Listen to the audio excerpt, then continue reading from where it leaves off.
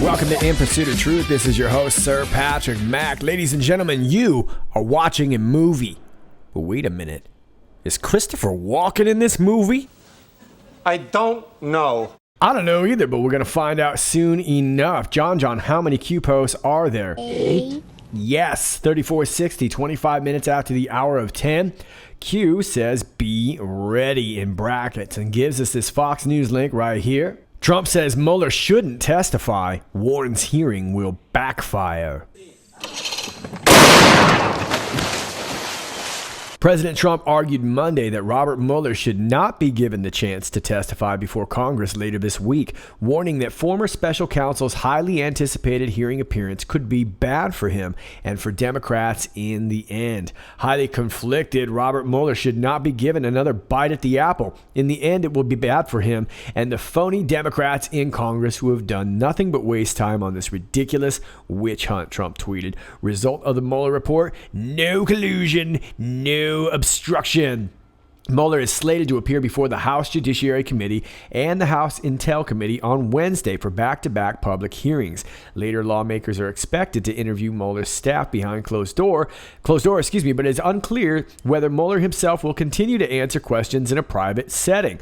Mueller only spoke in public about his investigation once in May. Mueller hosted a press conference. He did not take any reporter questions, outlining his findings, noting there was not sufficient evidence to charge a conspiracy over whether members of a Trump campaign coordinated with the Russian government during the 2016 presidential election. His language on the question of whether the president obstructed justice, though, left the issue open, a move that Democrats took as a signal to ramp up their investigations. All right, so here's what the Democrats are looking for. Among the topics they are expected to focus on, Trump's reported call to then White House counsel Don McGahn to fire Mueller, the claim the president ordered McGahn to deny he told him to try to get rid of Mueller, allegations the president told former campaign manager Corey Lewandowski to instruct then Attorney General Jeff Sessions to curb the probe, the dangling of pardons to former campaign manager Paul Manafort amid allegations of witness tampering, including with Manafort. Q says to be ready. And we saw this the other day 3 times, as a matter of fact, on post 3458. Be ready, Mueller.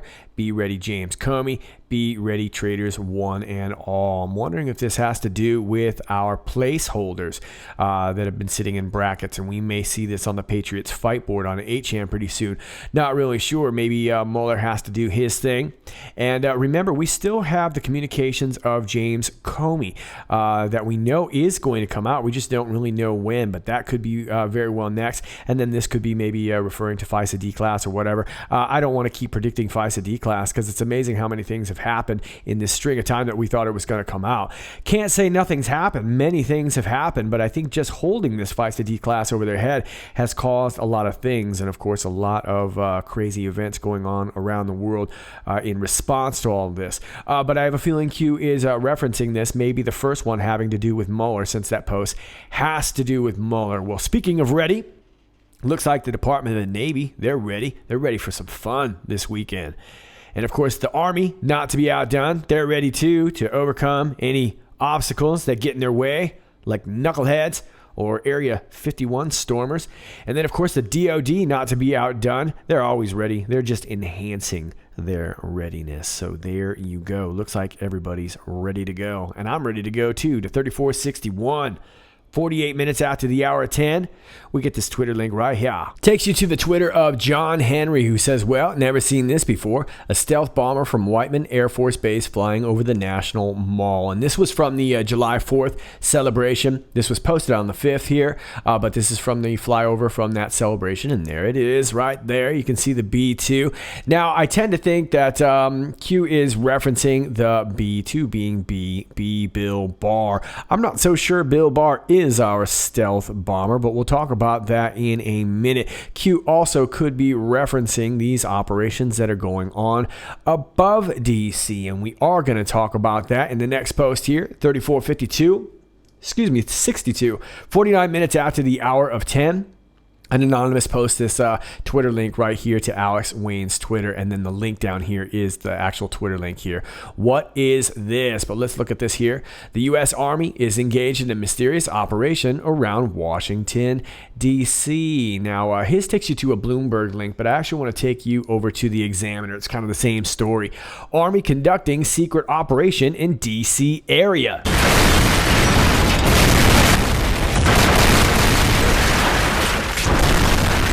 Black Hawk helicopters and active duty soldiers are part of a secret ongoing military operation being conducted around the nation's capital.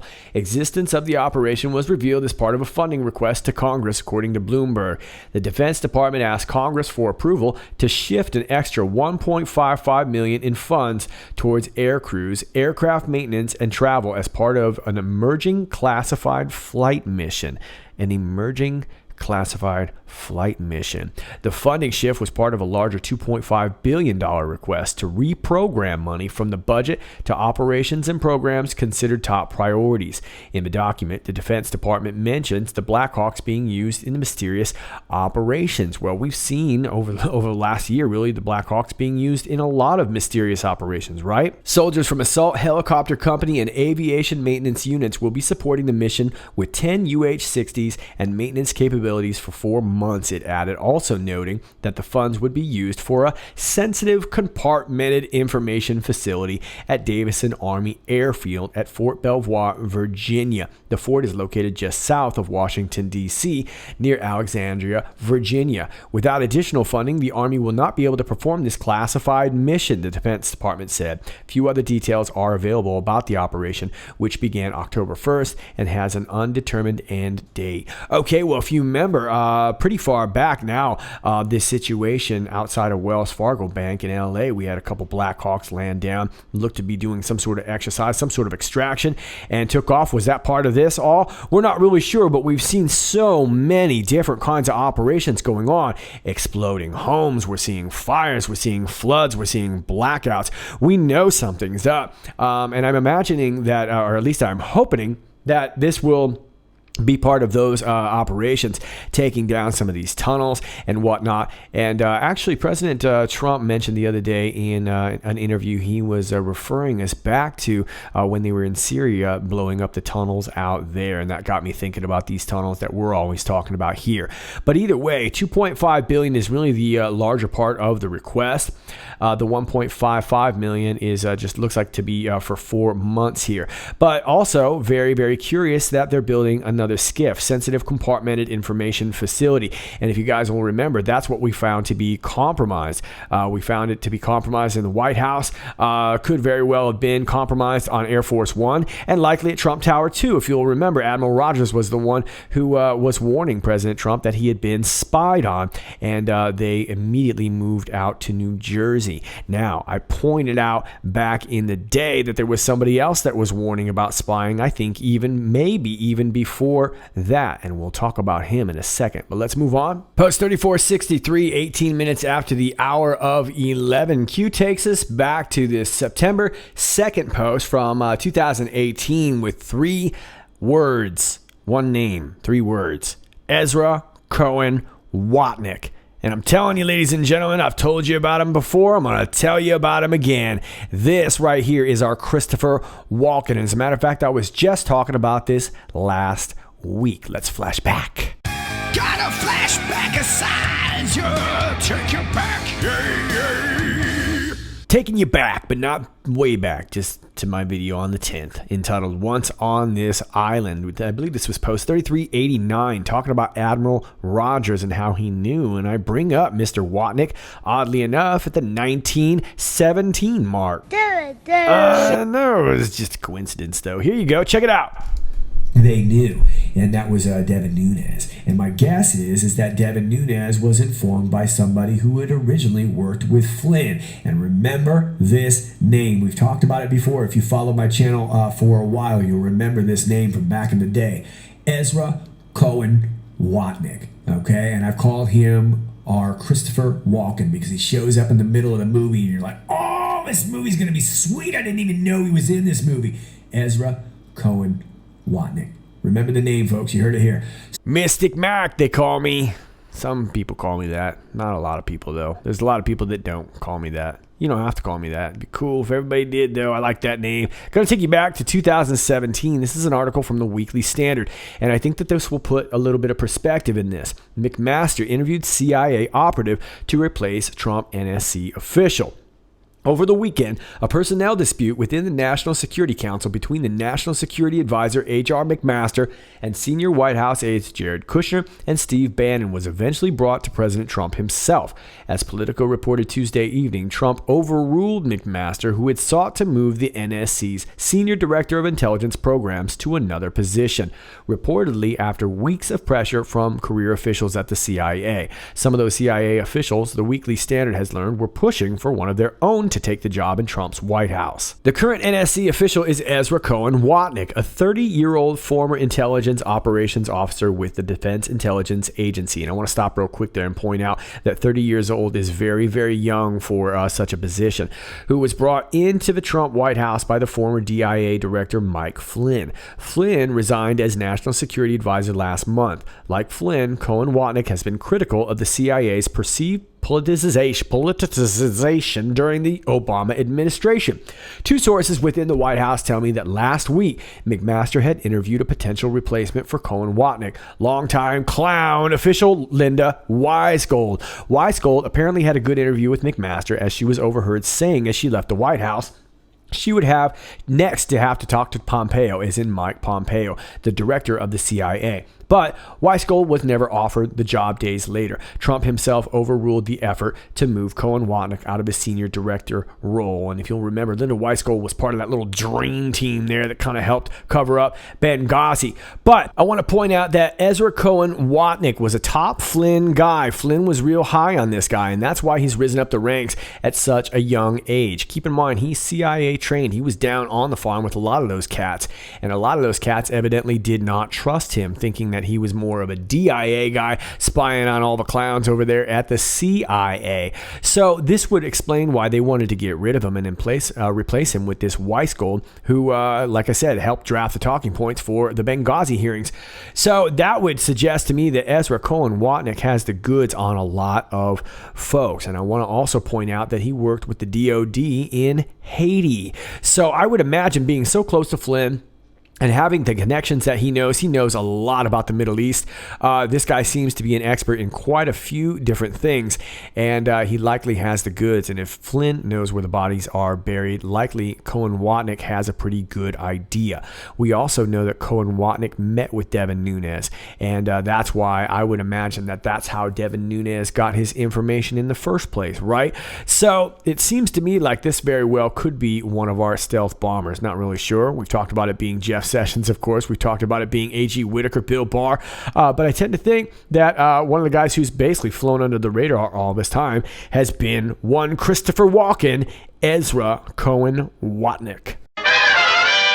3464, 40 minutes after the hour of 3, we get another Twitter link right here to Kevin Shipp, former CIA counter-terrorism, and he's posting about pedophilia, child trafficking, Satan worship, and bloodletting of children in plain view. But I say to you, the rest who are in Thyatira, who do not hold this teaching, who have not known the deep things of Satan, as they call them, I place no other burden on you. From Revelation 2, verses 20, I'm assuming that's 2:24, and got a picture of Madonna here. We got a picture of them cutting up some humany cake. This is one of Abramovich's parties right here, and of course we all know that Madonna has gone from pop star to basically just, I don't know, satanic goddess or whatever. And I'll let you look at the pictures. They're rather disturbing. We've seen them before. We get the idea. But I think when guys like Kevin Shipp are starting to post publicly about this, we're going to start seeing some real creepy stuff coming out. And ladies and gentlemen, if you have been doing a lot of research on your own and been real active on social media with this stuff, I would say pat yourself on the back, because it is coming. Q says, dark to light. Hunters become the hunted. This is not another 4-year election. Indeed, it is not. This is not about just trying to make this a conservative House and try and keep a conservative president in power. It really was never about that kind of politics stuff. This is about flat out good and evil. And we realize that as we start to see why the FISA abuse happened and why the spying happened, it was to protect the power. When we start to realize why they were trying to protect the power, we start to see that this all comes down to human trafficking, tunnels all over the world, moving these kids all over. I think you guys all get how this is connected. We've spent a great deal of time speaking about how this is all working together. So great stuff. Great to see Kevin Shipp posting this stuff. Sounds to me like more and more people are waking up. Let's move on to the next post. 3465, 6 minutes after the hour of 4, yet another Twitter link right here. Q says, where we go one, we go all, we the people. It takes you to the status of I'm a Texas Trump girl. Looks like Texas Trump girl, never silent on Twitter. And she looks like she filmed a little clip of Fox News. Let's hear what she has to say. Look at that Q shirt, San Juan, Puerto Rico. Look at that Q shirt, San Juan, Puerto Rico. I don't know if you can hear that or not. She's saying, look at that Q shirt from San Juan, Puerto Rico. And they are talking about the protests down there. They are calling for their governor to step down. And of course, this lady right here is bouncing up and down in her Q shirt. And we are seeing this Q movement spread all over the place. And it looks like it's starting to go a little mainstream. We're starting to see it on TV shows. And of course, the mainstream media is actively trying to clown it.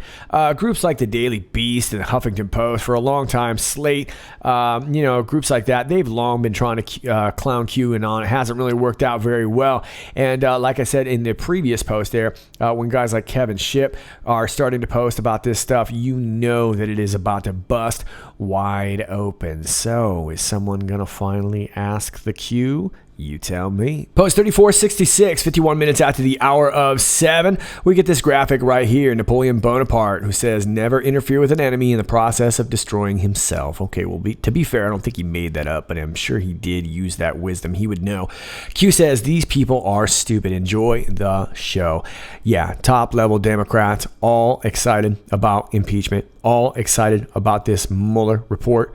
And of course, shoot, they should have gotten excited when Alyssa Milano and her crew of thespians were going to read it, like last month.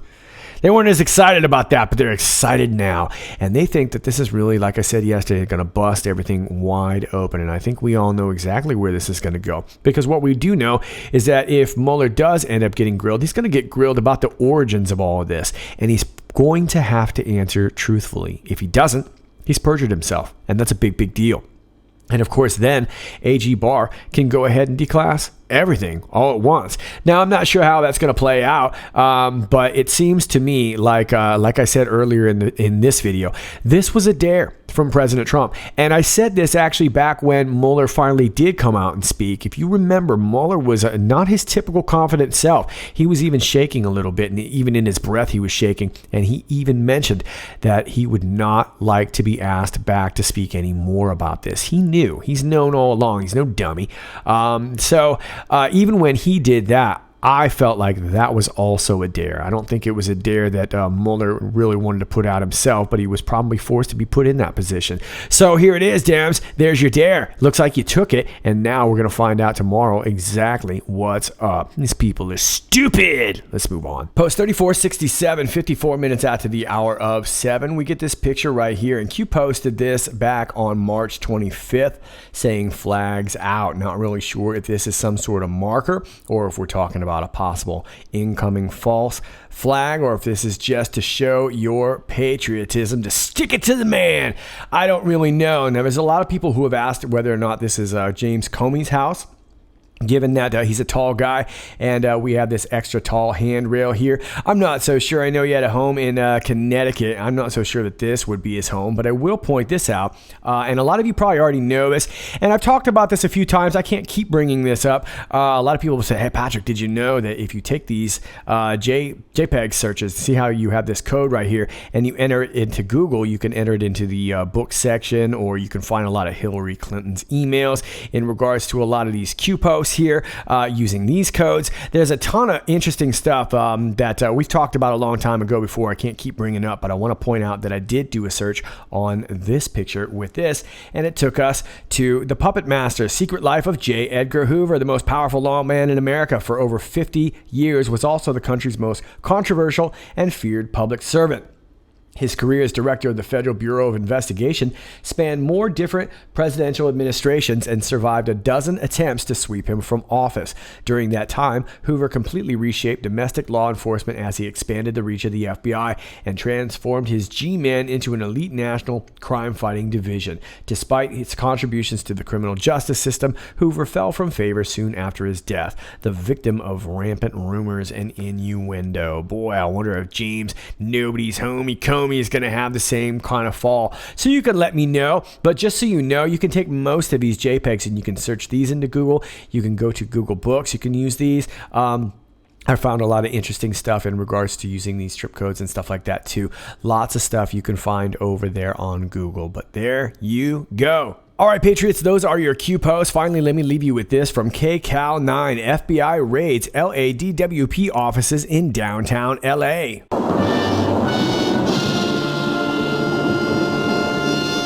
Agents served the warrants before 10 a.m. at two different locations, the LADWP headquarters at 111 North Hope Street, as well as City Hall. Video footage showed at least 3 agents entering the LADWP building. An FBI spokesperson confirmed to CBS 2 that agents were serving the search warrants under a sealed affidavit and would not comment on the nature of the investigation. No arrests were planned, the FBI said. The affidavit is in support of the search warrant, has been sealed by the court, and so I am prohibited from commenting on the nature of the investigation, the spokesperson said. LADWP is the largest municipal utility in the U.S., serving more than 4 million residents. Last November, the FBI raided LA City Councilman Jose Huizar's office and home as part of its investigation into possible bribery, extortion, and money laundering at LA City Hall, focusing on huge real estate investments from Chinese companies. And if you guys remember that raid, that was the really funny raid where the guy was standing outside saying boxes and boxes. It's unclear if Monday's raids are linked to that case. Huizar is yet to be charged. He has also not resigned. He remains on the city council until his term expires in 2020. In May, in response to the Huizar investigation, the city council began moving forward an ordinance which would ban candidates running for city elected office from receiving political campaign contributions from real estate developers. So this is interesting. I'm not exactly sure where this is going to point to, but I find it very interesting that just a few days before, we had this raid in Italy on the Inzerillo mafia family. This is from the Daily Mail. A 200-strong force of FBI and Italian police targeted the New York Gambino family and the Sicilian Inzerillo Mafia during dawn raids this morning in Sicily in the U.S. 18 suspected gangsters were arrested in Palermo, including Salvatore Gambino, the mayor of the Sicilian town of Torretta, while another was detained in New York. The crackdown comes as police say the Inzerillo clan are seeking to reestablish their old power base in Sicily with the backing of their Gambino allies in New York. Two of those arrested, Francesco and Tommaso Inzerillo, are the brother and cousin, respectively, of Salvatore Tortuccio Inzerillo, a Don who was murdered in a vicious war in the 1980s, forcing his family into self-imposed exile in the U.S. Now it says down here, among those arrested was Thomas Gambino, considered by the FBI to be a key player. During their investigation, they said they secretly filmed Gambino holding a covert meeting with the head of the Inzerillo family on a rubber dinghy off the coast of Palermo last summer. Let me just scroll up here because this was the picture that we saw of them meeting right there. It says the suspects are accused of mafia association, aggravated extortion, and fraud while operating wholesale food supplies and gambling dens. ANSA reported around $2.7 million in real estate and other assets were seized by Italian authorities, CNN reported. The investigation, dubbed New Connection, has registered the strong bond established between Cosa Nostra Palermo and U.S. organized crime, with particular reference to the powerful Gambino crime family of New York, a police statement said. The Gambino crime operation is one of the 5 historic Italian-American mafia families in New York. Past charges against family operatives have included murder, loan sharking, and illegal drug distribution. The boss of the family, Francesco Frankie Boy Cali, was gunned down in front of his Staten Island home in March. It was not clear if his murder had anything to do with tensions in Sicily, But what we do know is that the guy that was caught murdering him was the guy that they're trying to pin this on to QAnon. Cali was married to Pietro Tall Pete Inzario's sister, Rosaria. Pietro was found dead in the boot of his car with $5 stuffed in his mouth on Staten Island after Reina ordered the murder of his brother, the Inzario chieftain Salvatore, during the 1980s war in Sicily. Okay, so this is pretty crazy stuff, but I have a feeling that this might very well be connected, and that's probably why they're trying to pin the death of this guy on some lone, aimless suspect who lives with his parents, right? That happens to follow QAnon. All right, Patriots, that's all I got for you for now. As always, if you like this video, please click like, share, and subscribe. Thanks to all of you who do that already. I greatly appreciate it. If you're new to my channel, welcome to you. Please understand that from time to time, you're going to get unclicked and unnotified and unsubscribed. It just happens because you're trying to find truth these days. So do me a favor. You don't need to let me know. Just come back, check yourself back up, notify yourself, resubscribe yourself, do whatever you do. I would greatly appreciate it. All my alternate links are down below, my Gab, my Real.video, my BitChute, my DropSpace, and of course I'm over here at Twitter at IPOT1776. That's at IPOT1776, excuse me. And I highly suggest you coming over here and joining Twitter if you are not. That's where a lot of stuff happens. There's so much news coming in, I can't make videos of all of it, but we do talk a lot more about this stuff on Twitter. So if you are a Twitterite or if you're thinking about Twitter, this is kind of where it's all going down. I know it's not the best platform, but it is where it's all going down. So won't you join me at Twitter at IPOT1776? All those links are down below, as well as my email. My P.O. box is also down below. And if you'd like to support this channel, my Patreon link is down below too. All those links are in the video description. All right, Patriots, this is Sir Patrick Mack, and until next time, stay funky.